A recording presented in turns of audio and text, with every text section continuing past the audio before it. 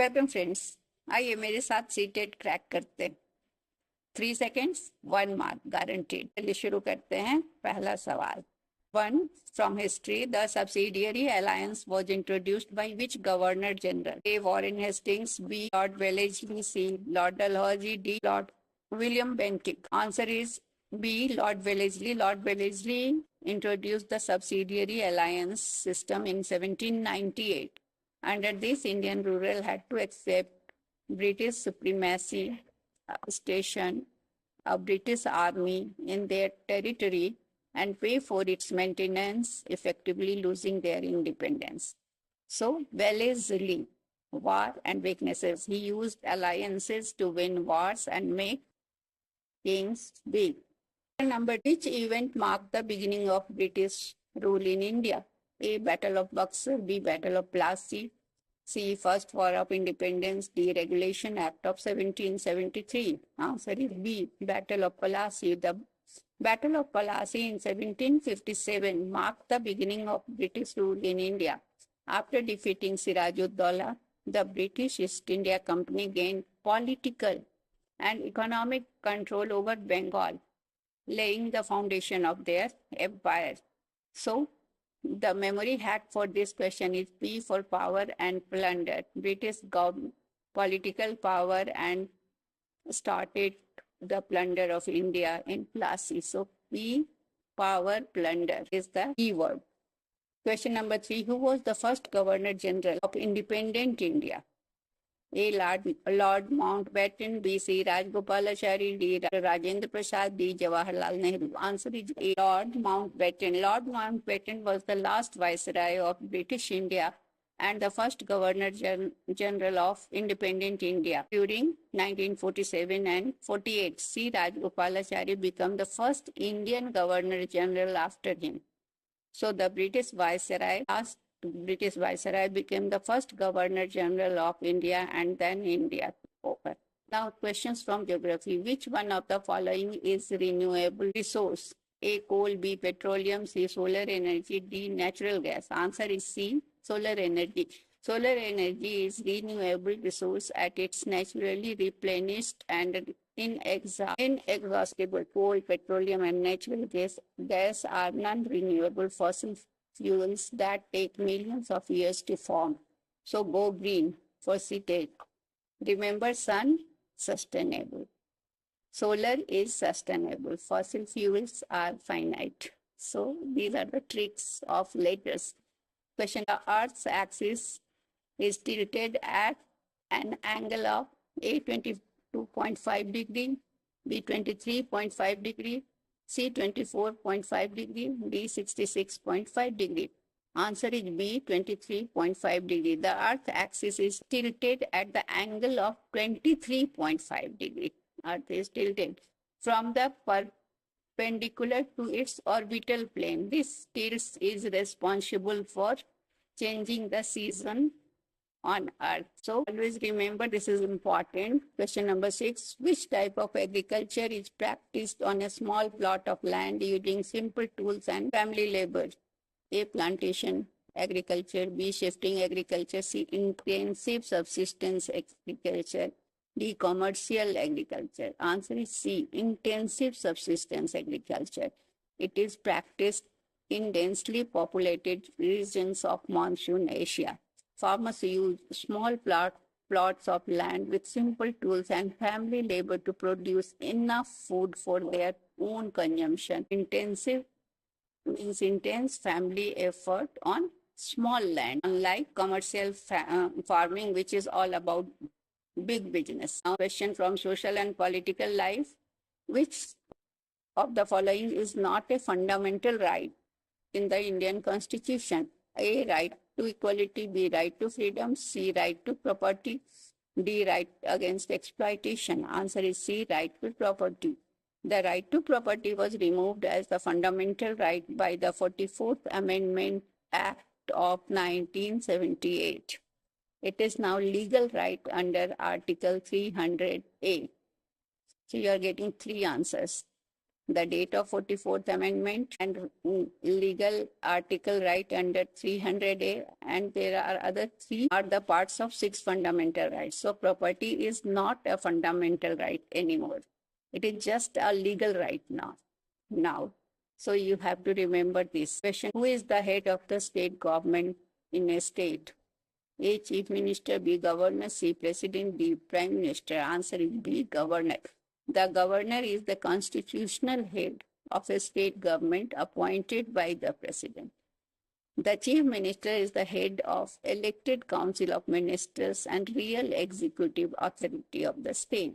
Governor is the guardian of the state, constitutional head, while CM is the captain of the team. The real power is with him. Next, the Panchayat, question number 9. The Panchayati Raj system was constitutionalized through which amendment? A, 42nd Amendment; B, 44th Amendment; C, 73rd Amendment; D, 86th Amendment. Answer is C, 73rd Amendment. 73rd Constitutional Amendment Act of 1992 gave constitutional status to Panchayati Raj institutions, establishing a three-tier system of local self-government in rural areas. So, 73 Gram Panchayat village. So, think of number 73 as the year of village got their democratic superpower. Question number 10. What does the term secular mean in the context of Indian Constitution? This is very important. A, the state has its own religion. B, the state promotes a particular religion. C, the state does not officially promote any one religion. D, state is against all religions. Answer is C, the state does not officially promote any one religion. Secularism in Indian context means the state does not have any official religion and treats all religions equally. It respects all faiths and does not discriminate against any citizen based on religion.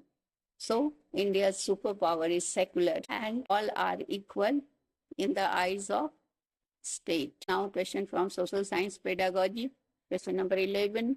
A social science teacher should primarily aim to develop which skills in students?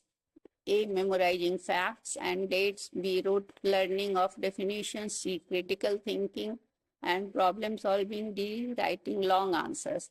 Answer is C, critical thinking and problem solving. The primary aim of teaching social science is to develop critical thinking, analytical skills, and ability to solve problems. It helps students to understand society and become active and responsible citizens, not just memorizing facts. It is a game changer. Social science is not about rote learning. It is about critical thinking, the skill that makes you a real teacher. 12. Which teaching method is most suitable for teaching the concept of democracy to class 8 students? A, lecture method. B, role play and simulation. C, dictation and notes. D, textbook reading. Answer is B, role playing and simulation. Role play and simulation are effective for teaching abstract concepts like democracy. They allow students to actively participate and understand the decision-making process and experience democratic values firsthand, making learning engaging and experiential. So, role play is the real learning. 13. A teacher asks students to collect newspapers and discuss news related to the government. This activity promotes A, rote memorization. B, passive learning. C, connecting classroom learning to real life. D, wasting time. Answer is C, connecting classroom learning to real life. Using newspaper connects theoretical classroom with real world events. The experiential learning teaching helps students to relate the subject, making it more relevant and enjoyable. News stands for North, East, West, and South, so it collects the news from all 4 directions. Now it is elaborated as new experiences with society, the best way to make social science to come alive. Question number 14. According to NCF 2005, the social science teaching should be A. Exam oriented, B. Interdisciplinary and linked to life, C. Only textbook based, D. Focused on memorizing dates. It should be interdisciplinary and linked to life. So answer is B option. The NCF National Curriculum Framework 2005 emphasizes that social science teaching should be interdisciplinary and linked to the life of the learner. It should help students to understand the interconnectedness of social, political, and economic aspects. So it is said, NCF says social science is life, not just a textbook.